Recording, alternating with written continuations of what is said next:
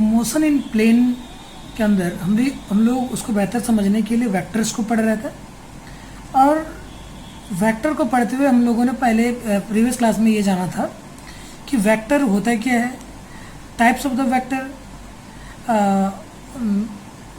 Magnitude of the vector, unit vector, equal vector, negative vector, इन सारी चीज़ों को जाना था। और जो हमारा अगला टॉपिक है इस वीडियो के अंदर हम लोग इन चीज़ों को डिस्कस करने वाले हैं। ज़ीरो वेक्टर क्या होता है, कि हम लोग वेक्टर्स को जब हम लोग किसी रियल नंबर से मल्टीप्लाई करते हैं तो क्या होता है, वेक्टर के एडिशन को पढ़ेंगे कि वेक्टर्स को हम लोग जोड़ते कैसे हैं। वेक्टर के एडिशन में हम लोग बार बार एक टर्म को यूज़ करेंगे रिजल्टेंट, तो उस वर्ड रिजल्टेंट का मतलब क्या है, और वेक्टर एडिशन के कौन कौन से रूल हैं, उसमें से एक आध रूल को आज हम लोग इस वीडियो के अंदर डिस्कस करने वाले हैं। तो सबसे पहले ये हम लोग ये जाने कि भाई जीरो वेक्टर किसको बोलते हैं। ठीक है, तो इसी जीरो वेक्टर, यही जो जीरो वेक्टर है, इसी का दूसरा नाम हमें कभी कभी नल वेक्टर भी देखने को मिल सकता है। इस जीरो वेक्टर का ही दूसरा नाम क्या होता है, नल वेक्टर भी होता है। ठीक है, इसको हम लोग ऐसे डिनोट करते हैं जीरो वेक्टर, है ना। ऐसे हम लोग पढ़ते थे वेक्टर ए, ये क्या हो गया हमारा जीरो वेक्टर। तो हम लोग जानते हैं कि भाई वेक्टर में दो क्वांटिटी होता है, दो चीज़ें होती है। क्या क्या, एक तो मैग्नीट्यूड, ठीक है, और दूसरा होता था डायरेक्शन। तो ये जो जीरो वेक्टर है, इस जीरो वेक्टर का क्या मैग्नीट्यूड होगा और क्या डायरेक्शन होगा। भाई क्या ये जीरो वेक्टर एक्चुअली एग्जिस्ट करता है, बहुत सारे सवाल होंगे दिमाग में। तो मैं आपको ये बता दूं कि जैसे कि नाम में है कि जीरो वेक्टर, तो जीरो वेक्टर या नल वेक्टर हम लोग वैसे वेक्टर्स को बोलते हैं जिसका मैग्नीट्यूड क्या होता है, तो ज़ीरो होता है। ठीक है, जिसका कोई मैग्नीट्यूड नहीं होता है, जिसका मैग्नीट्यूड क्या होता है, ज़ीरो होता है, तो ऐसे वेक्टर्स को हम लोग क्या बोलते हैं, ज़ीरो वेक्टर। ठीक है, लेकिन सवाल ये पैदा हो जाता है कि भाई डायरेक्शन क्या लेंगे। तो जब उसका मैग्नीट्यूड ज़ीरो है तो डायरेक्शन हमारा अपना मनमाना होगा, अपने विवेक के अनुसार होगा कि हम लोग जिधर की ओर चाहें। तो इसीलिए इसका डायरेक्शन को क्या बोलते हैं हम लोग, डायरेक्शन को बोलते हैं आर्बिट्री डायरेक्शन होता है। क्या होता है, आर्बिट्री डायरेक्शन होता है। आर्बिट्री वर्ड का मतलब होता है मनमाना। ठीक है, तो ये जो जीरो वेक्टर है इसका याद रखना है कि जीरो वेक्टर हम लोग कैसे, या नल वेक्टर हम लोग कैसे वेक्टर्स को बोलते हैं। तो ये जीरो वेक्टर या नल वेक्टर हम लोग उन वेक्टर्स को बोलते हैं जिसका मैग्नीट्यूड क्या होता है, ज़ीरो होता है, और डायरेक्शन क्या होता है, एनी आर्बिट्री डायरेक्शन, कोई भी मनमाना डायरेक्शन हम लोग अपने हिसाब से ले लेंगे, अपने विवेक के हिसाब से ले लेंगे। ठीक है, अभी भाई ये जीरो वेक्टर यदि होता है तो जरूर इसके कुछ एग्जाम्पल्स भी होते हैं। क्या, किसको बोलेंगे हम लोग जीरो वेक्टर। तो सबसे पहले आप लोगों ने लास्ट डे पोजीशन वेक्टर के बारे में पढ़ा था, कि पोजीशन वेक्टर के बारे में हम लोगों ने पढ़ा था कि भाई पोजीशन वेक्टर, जैसे सपोज ये कोई पॉइंट है पी, ठीक है, तो पोजीशन वेक्टर क्या बताता था हम लोगों को कि ये पॉइंट जो ओरिजिन से किधर की ओर है, और ओरिजिन से इस पॉइंट का जो है स्ट्रेट लाइन डिस्टेंस क्या है। यदि ये पॉइंट P, यदि ये पॉइंट P वहाँ पे उस क्वाड्रेंट में ना लाई करके हमारा यदि इसी ओरिजिन पे लाई करता है, तो अब आप लोग बताइए कि इस पॉइंट P का ओरिजिन से स्ट्रेट लाइन डिस्टेंस कितना है, तो ज़ीरो है। ठीक है, तो इसका पोजीशन वेक्टर ज़ीरो है। तो ये हो गया हमारा एक एग्जाम्पल। तो सबसे पहला एग्जाम्पल क्या बोलते हैं हम लोग, तो position vector of an object, किसी भी ऑब्जेक्ट का पोजीशन वेक्टर क्या होता है, जीरो वेक्टर का एग्जाम्पल होता है जब वो पॉइंट कहाँ पे लाई करेगा, वो ऑब्जेक्ट कहाँ पे लाई करेगा, तो ओरिजिन पे लाई करेगा। ओरिजिन पे लाई करने वाला हर एक ऑब्जेक्ट का पोजीशन वेक्टर क्या होता है, जीरो वेक्टर या नल वेक्टर होता है। ये एक एग्जाम्पल है। हम लोगों ने पढ़ा है कि क्या होता है, वेलोसिटी एक वेक्टर क्वांटिटी है। ठीक है, वेलोसिटी क्या है, एक वेक्टर क्वांटिटी। वेलोसिटी एक वेक्टर क्वांटिटी है जिसमें दो चीज़ें होती है, स्पीड के साथ साथ क्या होता है, डायरेक्शन भी होता है। वेलोसिटी एक वेक्टर क्वांटिटी है जिसमें स्पीड के साथ साथ क्या होता है, डायरेक्शन भी होता है। लेकिन जब कोई ऑब्जेक्ट स्टेशनरी हो, जो कोई ऑब्जेक्ट क्या है, स्टेशनरी है, तो अब आप बताएं कि इससे रिलेटेड इससे रिलेटेड स्पीड कितना होगा, ऑब्वियसली इससे रिलेटेड स्पीड क्या होगा, 0 होगा। तो हम लोग इसका बोलेंगे उस ऑब्जेक्ट का वेलोसिटी वेक्टर भी क्या है, उस ऑब्जेक्ट का वेलोसिटी वेक्टर भी क्या है, तो 0 है। उस ऑब्जेक्ट का वेलोसिटी वेक्टर भी क्या है, तो 0 है। ठीक है, इसका मतलब अभी तक 0 वेक्टर के 2 एग्जांपल को हम लोगों ने लिस्ट किया है। सबसे पहला क्या, तो position vector of an object which is lying at the origin, the velocity vector of an object which is at stationary। दोनों का क्या होता है, दोनों क्या होता है, नल वेक्टर। या इसके अलावा हम लोगों ने ये भी जाना था कि एक्सेलरेशन भी क्या होता है, वेक्टर क्वांटिटी होता है। ठीक है, एक्सेलरेशन में क्या होगा हमारा, तो rate of change of velocity, rate of change of velocity को एक्सेलरेशन बोलते हैं। ठीक है, rate of change of velocity. और ऑब्वियसली इसमें एक डायरेक्शन भी मेंशन होता था। तो यदि कोई वेलोसिटी चेंज ही ना हो तो एक्सेलरेशन कितना होगा। तो वेलोसिटी चेंज ना होने का मतलब क्या हो गया कि जब कोई ऑब्जेक्ट यूनिफॉर्म वेलोसिटी से चल रहा होगा, यूनिफॉर्म वेलोसिटी से चल रहा होगा, तो ऐसे केस में चेंज इन वेलोसिटी क्या होगा, 0। तो उसका रेट भी क्या होगा, 0। तो ऐसे केस में एक्सेलरेशन का जो मैग्नीट्यूड है वो क्या हो जाता है, यहाँ पे भी 0। तो अभी हम लोगों को पता चला कि ये सारे वेक्टर्स जो हैं क्या किनके एग्जांपल्स होते हैं, तो 0 वेक्टर्स के एग्जांपल होते हैं। कि कोई भी ऑब्जेक्ट जब ओरिजिन पे रखा हुआ रहेगा तो उसका पोजीशन वेक्टर 0 होगा, कोई भी ऑब्जेक्ट जब स्टेशनरी होगा तो उसका वेलोसिटी वेक्टर 0 होगा, जब कोई ऑब्जेक्ट यूनिफॉर्मली मूव करेगा तो उसका एक्सेलरेशन वेक्टर क्या होगा, 0 होगा। ये हम लोगों ने अभी तक 0 वेक्टर के अंदर पढ़ा। मैग्नीट्यूड 0, आर्बिट्री डायरेक्शन, ये सारे एग्जांपल्स हैं उनके। अभी हम लोगों को एक छोटी सी बात और सीखनी है इसके अंदर। वो क्या है कि सपोज भी कोई एक वेक्टर है, सपोज एक कोई वेक्टर है, मतलब अभी की बार हमारा जो टॉपिक है कि भाई हम लोग मल्टीप्लिकेशन पढ़ेंगे, ठीक है, लेकिन एक वेक्टर का दूसरे वेक्टर के साथ नहीं, उसको आगे चलकर पढ़ना है। मल्टीप्लिकेशन ऑफ वेक्टर, ठीक है, विथ अ रियल नंबर, कोई भी एक रियल नंबर होगा। ठीक है, कोई भी एक रियल नंबर होगा। तो सपोज हम बोल रहे हैं कि कोई ऑब्जेक्ट जो है वो 10 मीटर पर सेकेंड के स्पीड से चल रहा है, किधर की ओर, नॉर्थ की ओर, 10 मीटर पर सेकेंड की स्पीड से नॉर्थ की ओर।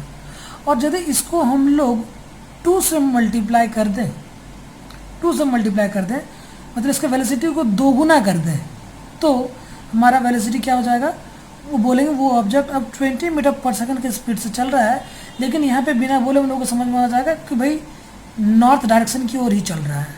ठीक है, नॉर्थ डायरेक्शन की ओर ही चल रहा है। मतलब जब भी किसी, यहाँ पे हम लोगों को पता चला कि जब इसको हम लोग किसी एक पॉजिटिव इंटीजर से मल्टीप्लाई किए, ठीक है, जब किसी पॉजिटिव रियल नंबर से मल्टीप्लाई किए तो क्या हो गया, उसका मैग्नीट्यूड तो 2 टाइम्स हो गया, लेकिन डायरेक्शन वही रह गया। जब भी किसी वेक्टर को मैंने यहाँ पे मल्टीप्लाई किया एक पॉजिटिव रियल नंबर के साथ, तो इसका मैग्नीट्यूड तो 10 से 20 हो गया, लेकिन डायरेक्शन वही रह गया। लेकिन यही ऑब्जेक्ट जो 10 मीटर पर सेकंड की स्पीड से चल रहा था टूवर्ड्स द नॉर्थ, यदि इसको मैं -2 से मल्टीप्लाई कर दूँ तो ये क्या हो जाएगा, -20 मीटर पर सेकंड। तो यदि हम लोग 10 मीटर पर सेकंड टूवर्ड्स नॉर्थ का पॉजिटिव लिए हैं, तो डायरेक्शनल एस्पेक्ट से ओब्वियसली ये जो स्पीड होगा, क्योंकि नेगेटिव में है, ये पॉजिटिव वाला जो नॉर्थ की ओर डायरेक्शन को बताता है, तो ये नेगेटिव वाला डेफिनेटली साउथ की ओर डायरेक्शन को बताएगा। तो हमें जानना सीखना ये था कि जब भी किसी वेक्टर को हम लोग पॉजिटिव रियल नंबर से मल्टीप्लाई करते हैं तो उसका सिर्फ मैग्नीट्यूड उतना टाइम्स हो जाता है, डायरेक्शन वही रह जाता है। लेकिन जब भी किसी हम लोग वेक्टर को नेगेटिव रियल नंबर से मल्टीप्लाई करते हैं तो ये क्या हो जाता है, इसका मैग्नीट्यूड तो उतना टाइम्स हो ही जाता है, साथ साथ डायरेक्शन भी क्या हो जाता है, रिवर्स हो जाता है, डायरेक्शन भी क्या हो जाता है, चेंज हो जाता है। इसी को एज ए सिंबल हम लोग ये समझ सकते हैं कि whenever a vector A is multiplied with lambda, ठीक है, मल्टीप्लाइड विथ लैम्डा, तो ये क्या हो जाएगा हमारा, सिर्फ ए लैम्डा के बराबर या लैम्डा ए के बराबर हो जाएगा। लेकिन when ever vector A is multiplied with minus lambda, definitely ये जो इसका डायरेक्शन क्या हो जाएगा, भी बदल जाएगा। ये दोनों चीज़ें बदल जाएंगी, इसमें मैग्नीट्यूड भी लैम्डा टाइम्स हो जाएगा और डायरेक्शन भी चेंज हो जाएगा। अभी हम लोगों को जानना है ये वाला टर्म, एडिशन ऑफ वेक्टर। तो ये एडिशन ऑफ वेक्टर को समझने के लिए सबसे पहले हमें ये चीज़ जानना होगा कि भाई एक टर्म हम लोग बार बार यूज़ करेंगे जिसको कि हम लोग बोलेंगे रिजल्टेंट। तो इस रिजल्टेंट का मतलब क्या होता है? सिंपली मैं इसको एक सिंपल साधारण से एग्जांपल से समझाने की कोशिश कर सकता हूँ कि सपोज ये हमारा एक लेबर ए, ठीक है, ये है हमारा लेबर बी और ये है हमारा लेबर सी, ठीक। ये लेबर ए मैं मानता हूँ कि ये जो लेबर ए है ये 1 घंटे में जो है वो 20 ईंटों को ढो सकता है किसी पर्टिकुलर डिस्टेंस में। ये जो है 30 ईंटों को ढो सकता है, ठीक है। लेकिन ये सी जो है थोड़ा सा मजबूत लेबर है, स्ट्रांग है, और ये क्या कर सकता है, अकेले उतने ही समय में, जितने से 1 घंटे में जितने समय में ये 20 को धोया, जितने समय में 30 को धोया, सी अकेले उतने समय में 50 को धो रहा है। तो हम लोग क्या बोलेंगे कि भाई सी एक ऐसा लेबर है जो ए और बी दोनों के बराबर अकेले काम को कर रहा है। मतलब कि ए और बी मिल के जिस इफेक्ट को प्रोड्यूस कर रहा है, जितने ईंटों को ढो रहा है, सी अकेला उतने ईंटों को ढो रहा है। तो यहाँ पे हम लोग वेक्टर के लैंग्वेज में इसी को हम लोग बोलेंगे कि सी क्या है, तो सी ए और बी दोनों के बराबर, दोनों का क्या है, रिजल्टेंट है। तो रिजल्टेंट का डिफिनेशन आप लोगों ने अपने कॉपी में भी लिख रखा है। वहाँ पे आप लोगों ने डिफिनेशन ये लिखा है कि द रिजल्टेंट ऑफ 2 और मोर वेक्टर्स, दो, यहाँ पे मैंने दो की बात की थी, 2 से ज़्यादा भी हो सकता है। तो द रिजल्टेंट ऑफ 2 और more vectors is that single vector, ये अकेला वो वेक्टर है, which produces the same effect as the individual vectors together would produce. ये अकेला वेक्टर उतना इफेक्ट को प्रोड्यूस कर सकता है जितना ये इंडिविजुअल वेक्टर्स मिल के इफेक्ट को प्रोड्यूस करेगा। तो इसको क्या बोलेंगे हम लोग, रिजल्टेंट। आई होप आप लोगों को रिजल्टेंट समझ में आ गया होगा कि ये सी क्या होगा, ए और बी का रिजल्टेंट होगा, क्योंकि सी अकेला उतने इफेक्ट को प्रोड्यूस कर पा रहा है जितना कि ए और बी इंडिविजुअली दोनों मिल के कर रहा है, ठीक है। इसके बाद आप लोग जो हम कॉपी में लिखी हुई डेफिनेशन है उसको पढ़िएगा तो डेफिनेटली ये समझ में आ जाएगा। तो अब सवाल है कि भाई जो तो वेक्टर्स कोलिनियर वेक्टर्स होंगे, कोलिनियर वेक्टर का मतलब होता है कि एक ही लाइन के अलाउंग, सपोज ये है हमारा कोई 20 न्यूटन का फोर्स इधर की ओर लग रहा है और एक 10 न्यूटन का फोर्स इधर की ओर लग रहा है। तो ऐसे अभी आपसे पूछा जाएगा बताइए इस ऑब्जेक्ट पे लगने वाला टोटल फोर्स कितना है, तो ऑब्वियसली आप आसानी से इसको जोड़ के बता देंगे कि भाई कि 30 न्यूटन का फोर्स लगेगा, वो भी किधर की ओर, तो इधर की ओर। तो आपसे ये पूछा जाएगा ये कोई ऑब्जेक्ट है, इधर की ओर 20 न्यूटन का फोर्स लग रहा है, इधर की ओर 10 न्यूटन का फोर्स लग रहा है, आप बताओ इस पर कितना फोर्स लगेगा। डेफिनेटली आप इस पर बोल दोगे कि इसमें कितना लगेगा, तो 10 न्यूटन का फोर्स लगेगा, क्योंकि एक दूसरे को अपोजिट है और किधर क्यों लगेगा, इधर क्यों लगेगा। तो इन वेक्टर्स को जो मतलब क्योंकि इनका लाइन ऑफ एक्शन सेम है ना, को लाइन मतलब एक ही लाइन के अलोंग है, तो ऐसे कोलिनियर वेक्टर्स को जोड़ने में तो कोई कठिनाई है ही नहीं। इसमें तो हम लोग सिंपली वेक्टर मतलब कि डायरेक्शनल एस्पेक्ट्स को समझ के भी इसको नॉर्मली जोड़ सकते हैं। समस्या हमें तब होती है जब हम लोगों को क्या होता है कि दो वेक्टर्स के बीच इंक्लिनेशन मिलता है। कि सपोज ये है हमारा कोई गाड़ी, ठीक है, ये हमारा कोई गाड़ी, वो बच्चों के खींचने वाला गाड़ी, इसको दो बच्चे मिल के खींच रहे हैं, ठीक है। एक इधर की ओर 20 न्यूटन के फोर्स है और एक जो है स्ट्रिंग, एक का स्ट्रिंग ऐसा है, डोरी ऐसा है, तो उसको इधर की ओर खींच रहा है, 30 न्यूटन की फोर्स है। अब बताओ कि इस पर लगने वाला रिजल्टेंट फोर्स, इन दोनों का रिजल्टेंट फोर्स, अब ये इधर की ओर जाए कि इधर की ओर जाए, किधर की ओर जाए, या बीच में जाएगा तो कितने फोर्स से जाएगा। तो ऐसे चीज़ों मतलब जब क्या होता है कि वेक्टर्स इंक्लाइंड एक दूसरे पे इंक्लाइंड हो, एक दूसरे से पर्टिकुलर इंक्लिनेशन पे हो, तो वैसे में रिजल्टेंट निकालने के लिए हम लोगों को क्या जानना पड़ता है, तो लॉज ऑफ वेक्टर एडिशन क्या जानना पड़ता है। ऐसे केसेस में हम लोगों को यदि वेक्टर का रिजल्टेंट वेक्टर को निकालना होगा तो हम लोगों को क्या पढ़ना पड़ता है, हम लोगों को जानना पड़ता है लॉज ऑफ वेक्टर एडिशन,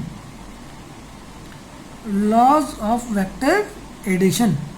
तो इसके अंदर हम लोग क्लास 11 में 3 लॉज को पढ़ने वाले हैं। एक तो ट्रायंगल लॉ, ठीक है, ट्रायंगल लॉ। दूसरा लॉ होता है हमारा पैरेललोग्राम लॉ, पैरेललोग्राम लॉ, ठीक है। और तीसरा होता है हमारा पॉलीगन लॉ, पॉलीगन लॉ। तो these are the laws of vector addition.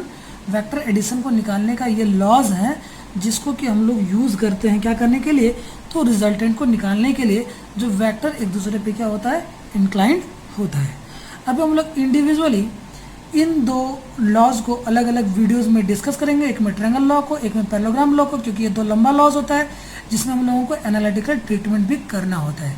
ये पॉलीगन लॉ एक छोटा सा टॉपिक है, ये इन्हीं 2 में से किसी एक के साथ इंक्लूडेड मिलेगा।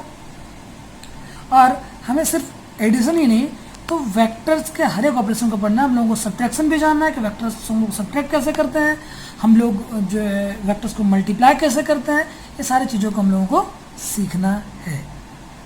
Thank you.